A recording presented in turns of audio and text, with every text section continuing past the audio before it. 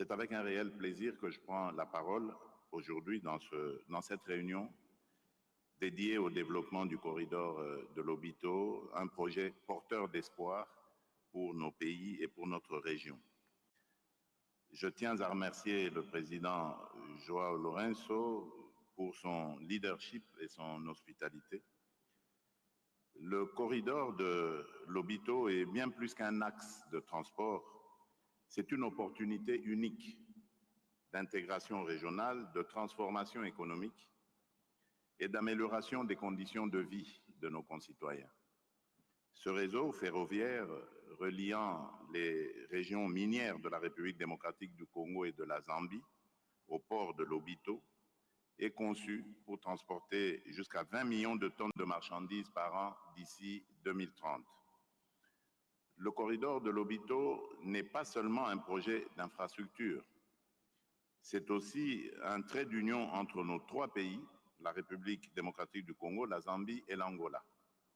Il symbolise notre volonté collective à convertir le potentiel de nos pays en une prospérité tangible pour nos populations, en favorisant une interdépendance harmonieuse où nos économies pourront s'épanouir mutuellement. Pour la République démocratique du Congo, le corridor de Lobito représente une opportunité stratégique pour valoriser nos ressources naturelles, en particulier le cuivre et le cobalt, qui constituent 70% de la demande mondiale dans le cadre de la transition énergétique. Avec une production combinée de 3 millions de tonnes par an entre la République démocratique du Congo et la Zambie, ce projet permettra de réduire significativement les coûts logistiques tout en augmentant nos recettes d'exportation. C'est donc une opportunité unique d'accéder directement aux marchés mondiaux via le port de Lobito, offrant ainsi une alternative stratégique à nos autres corridors d'exportation. Avec ces 1739 km de voies ferrées reliées aux réseaux routiers et ferroviaires régionaux, il jouera un rôle clé dans l'intégration régionale et continentale. Au-delà des infrastructures, l'impact humain de ce projet est immense. Ce corridor catalysera la création de plus de 30 000 emplois directs et indirects, réduisant la pauvreté et favorisant le commerce intra-africain en ligne avec l'agenda 2063 de l'Union africaine.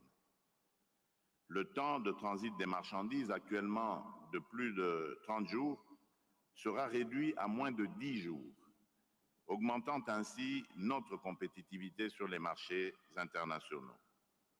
Ce projet n'est pas seulement une voie logistique, mais un moteur de transformation économique et sociale pour des millions de nos concitoyens. Et la République démocratique du Congo est pleinement engagée dans ce projet.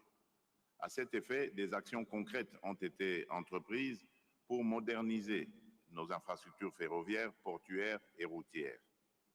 Ces efforts visent à établir des connexions fluides et stratégiques entre nos principaux sites miniers tels que Kolwezi et Likasi et les terminaux ferroviaires du corridor.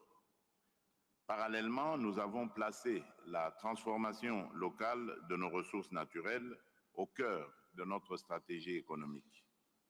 Il est impératif que les richesses de notre sol contribuent directement au bien-être de nos populations. Cela passe par le développement de chaînes de valeur industrielles locales, ajoutant une valeur significative avant toute exportation. Dans cette dynamique, le projet INGA 3 ainsi que d'autres initiatives en énergie renouvelable sont essentielles pour fournir une alimentation énergétique fiable, durable et adaptée aux exigences de notre industrie en pleine expansion. Ces efforts contribueront à rendre nos investissements plus compétitifs tout en respectant nos engagements environnementaux. Par ailleurs, nous continuons à renforcer le cadre institutionnel et juridique pour encourager les investissements privés et garantir une gestion transparente et responsable de nos ressources. La transparence et la bonne gouvernance restent des priorités absolues pour instaurer un climat de confiance et favoriser des partenariats gagnant-gagnant. Toutefois, pour libérer pleinement le potentiel du corridor de Lobito, la paix et la sécurité dans toute la région restent primordiales.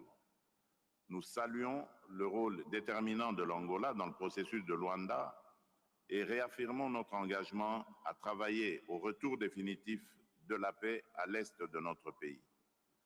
La sécurité constitue en effet la pierre angulaire de tout développement durable.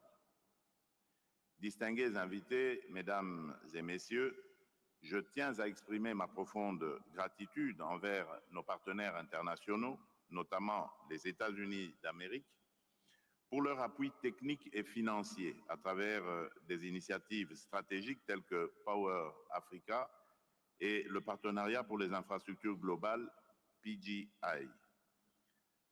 Ce soutien témoigne de l'importance géostratégique du corridor de Lobito dans les chaînes d'approvisionnement mondiales et son potentiel en tant que catalyseur de développement.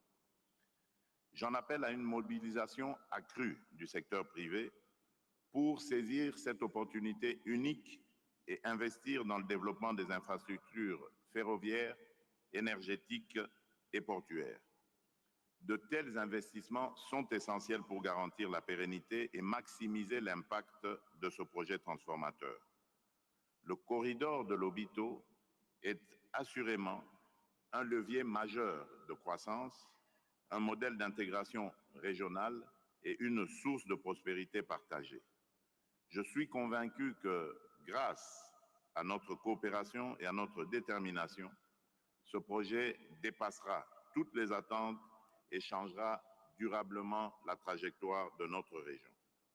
La République démocratique du Congo est prête à jouer pleinement sa partition dans cette dynamique. Avec nos frères et sœurs de la région, nous avancerons, animés par une vision commune et une volonté inébranlable de construire un avenir meilleur pour nos peuples. Je vous remercie.